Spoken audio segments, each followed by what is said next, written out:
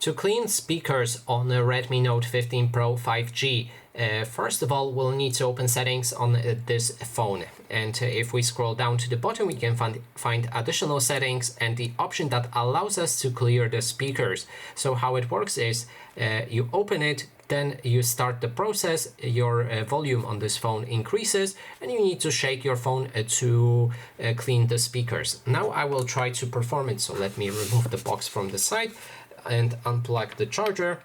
Now if we press on start, we need to move our phone like this.